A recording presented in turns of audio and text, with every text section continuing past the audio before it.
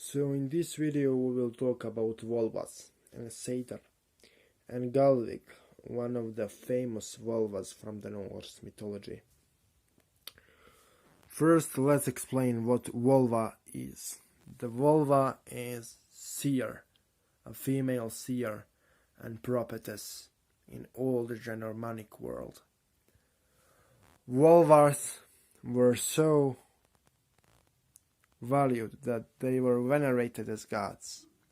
Living prophets, living prophetesses and priestesses were venerated as gods in all Germanic world. So valued they were, and the art of Satyr they taught. Now, what is Satyr? Satyr is usually translated as sorcery, but in reality we don't know what Satyr actually was.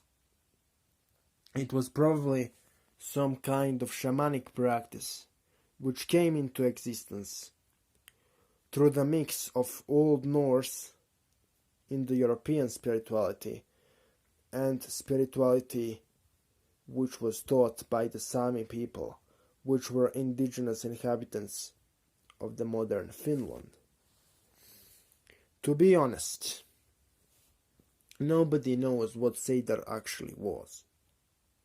There are some hints and glimpses about Satyr involving soul travel and use of drums and trances and calling and conjuring the dead. But nobody knows what Satyr and Galdr actually were. It is lost to the sands of time, or to the passing of time. But what we can do as modern sorcerers is we can call the spirits. We can call the names of the beings presented within those ancient stories, and we can use our own psychic ability, intuition, and willingness to somehow give new life to those old ways. Anybody who claims that he knows the exact way in which old Nordic race called their gods is lying. It is lost to the sands of time, but videos like this are made in effort to somehow reconnect with the old gods of the old Slavs, Germans, and all of the other ancient peoples who are great in their own right. And I was interested in Galvig, or Gulvek, the mighty witch from the Norse mythology, but Galvig wasn't interested in me, so Galvig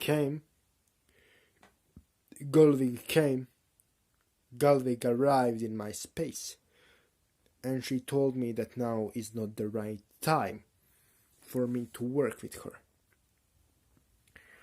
She presented herself as ever-living Volva, ever-living witch and prophetess in the old Germanic world, and it is not clear what she actually was and is. In the Norse sagas, she is the witch, or Volva, who came to Asgard to the gods, and he taught dark arts to the gods and men. So Woden, the king of the Aesir, tied Galdr thrice and burned her thrice, but she came to life each time. And then she is let to live, because gods were not able to kill her, and it is the only reference we have to Galvig in the Norse myth. And to be honest, there are many meanings to this. Some will interpret this myth as Odin being asshole, but there are many more interpretations. My personal interpretation is that this is a story about death and rebirth of the Volva, or the death and rebirth of Galvig. So, old Indo-Europeans used fire and burning pyres in their funeral rites. So what I think happened here is Wotan, the king of the Aesir, saw the talented Volva, so he burned her thrice in order to reborn her thrice, so that she can become powerful enough so that Woden can leave her into the world with increased responsibility, so that she can do her task well. Because with each of her rebirths, she became more wise and powerful being. So, more wise she is and more powerful she is, more she can give to the gods and men. So, this is what I think Woden did here. But there is also another interpretation. Old Norse and Slavs use the pyres and funeral flames also to burn the witches, because evil, baneful magical practitioners were associated. When I say evil, I mean destructive. So destructive and baneful magical practitioners were associated with winter and death. So they literally used the fire to cast out the evil or destructive spirits from those practitioners and to cast death away.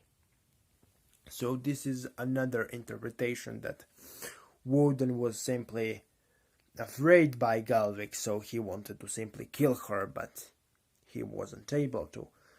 So you have two different interpretations here.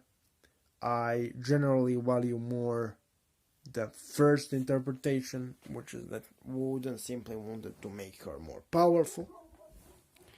And being brutal as he is, it was simply his way of empowering her by burning her thrice so she can be reborn thrice.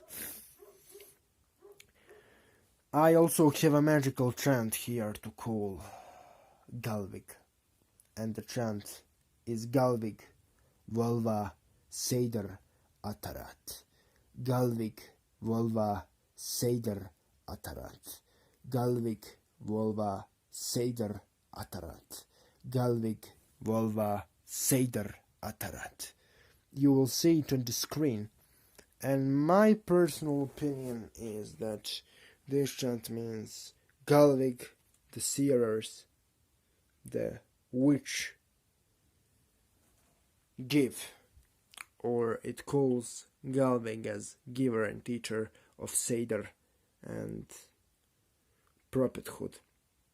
We honestly don't know what Seder was, so Galvik is a good spirit to discover this. Honestly, her energy seemed to be orange to me, orange with the elements of fire, as well as elements of mystery. She seems to appear as woman holding a staff, dressed in animal clothing, with a really beautiful blonde hair, but with the face of somebody who was a lot of outdoors, a lot of on the wind, face scorned by bad weather, but beautiful, and she has really, really, really beautiful blue eyes. And this is any and every information I was able to receive from her. She wasn't willing to give to me any information regarding her sorcery. I tried to ask, but I was denied. The only thing she told me is that she is the ever-living Volva, the ever-living seer. And it can mean many things. It can mean that she is a deity. It can mean that she is ascended master. It can mean that she is one of the ascended undead. It can mean that she is both dead and alive. But that's the only thing she wanted me to share. She wanted me to say that she is ever-living Volva, whatever it means. And to be honest, in order to understand Galvik and to make you all understand Galvik better, I need to work with her in the future more, but she told me I have to work with Woden or Wotan to the end before I work with Galvik again. And you will see the chant for her conjuration on the screen.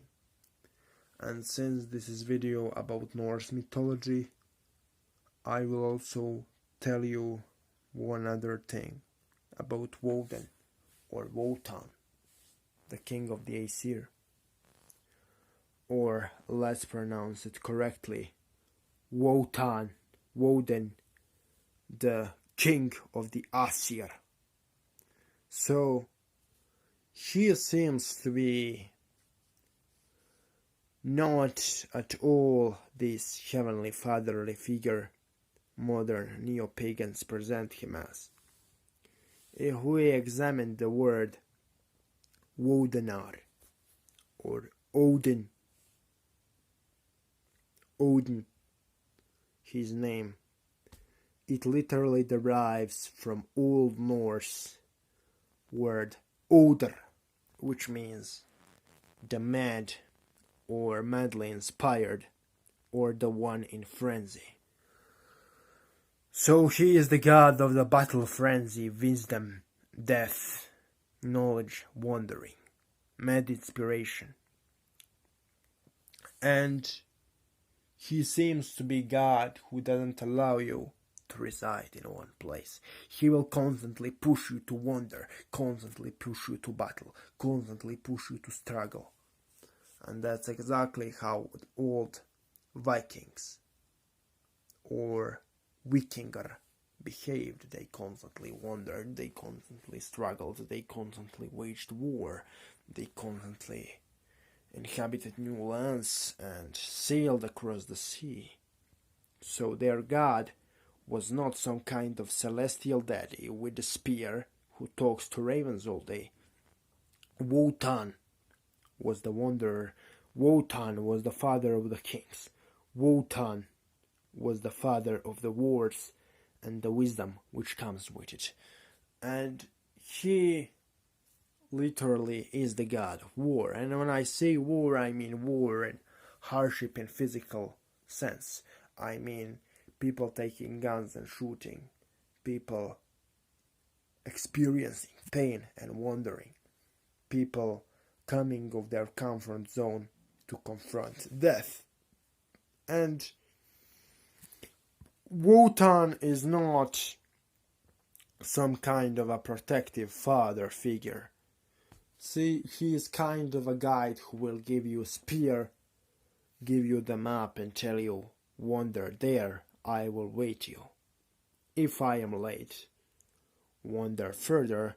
If I am not, well, we'll meet there. And I am working with him for a time, and I am shocked how my experience with him constantly and completely contradicts shit which is told in neo-pagan Asatru lodges. And I think whatever they are summoning as Odin or Wotan or Wodenar doesn't seem to be what Vikings or old Germanics called up. Because honestly, I don't see Odin or Wotan or Wodenar as the guy in the sky. He seems to be really present in this physical world. I, on multiple occasions, saw physical manifestations of him, and he seems to give extremely difficult tasks to his devotees. I am already tired of his tasks, but I know I need to continue wandering, because it's the only true path to ascension. And I will end this video with Hail Woden, Hail Wotan, Hail Wodenar. And thank you all for watching. See you next time. Keep wandering, and if you die, It will probably be more interesting death than dying in your fucking bedroom.